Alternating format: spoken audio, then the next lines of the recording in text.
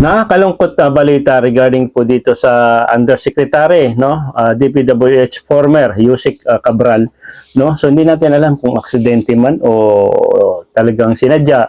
So pero si Undersecretary kasi kumbaga ano yan, maraming alam yan sa kalukuhan o scandal diyan sa flood control. Bali ano yan, bali former administration Duterte yan, nakaupo na yan. So maraming ano yan, dami ko nang narinig sa kanya na marami siyang kumbaga isa sa mga kapangyarihan, may kapangyarihan sa DPWH.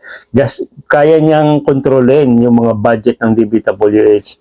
So kumbaga isa na yan sa imbestigahan, tapos isa na rin yan sa kakasuhan ng ombudsman.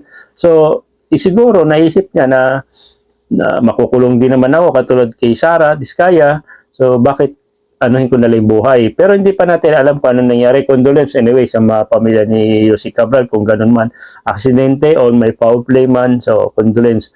Pero dapat imbestigahan pa rin ng DILG o yung kapulisan yung nangyari dito kay Yusek Cabral. Kasi malaking isa sa mga susi yan si Yusek Cabral dito sa administration na kailangan i-bulgar niya kung ano nangyayari sa past administration pagdating sa flood control. So nakakalungkot, pasong Pasko pa naman, no? Kawawa yung pamilya niya, hindi niya kinaya, siguro talagang stress na siya. So ganun talaga nangyayari. Pag isa ka ng, alam mo na kung ikaw is guilty, no? Hindi ko naman sinabing guilty si Cabral, pero I mean, gagawin mo na yung bagay na yun pag talagang alam mo wala ka ng lusot, lalo na isa pang babae, baka super stress na siya, wala na siyang malalapitan, no? Kumbaga, wala na siyang kakampi, no? Kasi yung mga malalaking politiko, bibitawan na rin yan eh. Hindi na rin, alam mo yun, patatahimikin pa nga siya eh. So nakakalungkot man na nangyari sa kanya. So ganun talaga mangyayari pag ikaw is talagang meron kang ginagawang kalukuhan sa gobyerno natin at babalikan ka katulad ngayong administration ni PBBM. Siguro sa panahon ni Duterte, maaaring nakalusot siya, limpak-limpak sa lapi, no? Tiban-tiba sila, ng mga buaya, no? Ay alam naman natin ang daming nangyayari sa panahon ni Duterte, no? Pero hindi natin alam, hindi natin nabubulgar kasi si Duterte ayaw imbestigahan yung mga ganito eh kasi kasama siya eh, sangkot siya eh. Imagine mo, wala man siya napapakulong na kahit engineer, politiko, o maaaring inimbestigahan, wala siya. Kasi alam niya maraming tatamaan ng mga kaalyado niya, o pati yung pamilya niya. Katulad ni Pulong, 51 billion yung flood control niya. So, yun yung mahirap. So, ngayon, maingay, magulo, dahil sa panahon ni Administration PBBM, dahil talagang hindi takot si PBBM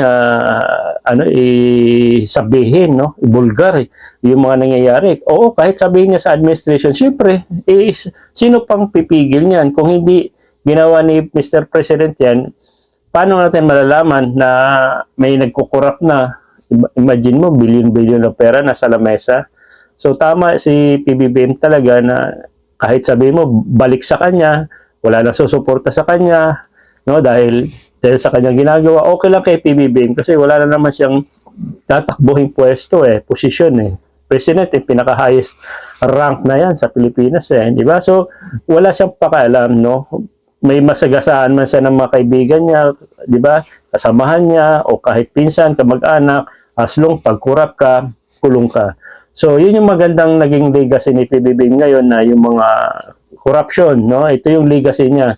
So, anti-corruption si PBBM. So, parang legacy din kanyang ama, senior. So, yun yung update ko. So, under Secretary Cabral, family condolence. So, ganun pa man, sabi nga ni DILG Remula, habulin pa rin yung asset ni Yusek. Kahit patay siya o buhay, kukunin pa rin yung, sabihin natin, ninakaw ka mo, di ba? So, ganun ang hustisya. So, sana lahat umami na, no? Sana wala na, hindi natin alam, no? Na may susunod pa sa gagawin. Kaya dapat yung mga witness natin diyan dapat alagaan at bantayan, no? So, yun lang. Sa mga hindi pa nakasubscribe dito sa YouTube channel ko, paki-subscribe. At kung hindi ka pa nakafollow dito sa aking Facebook page, paki-follow na rin para lagi kayong update sa nangyayari. Lalo na kung isa kang PBBM supporters. Maraming salamat.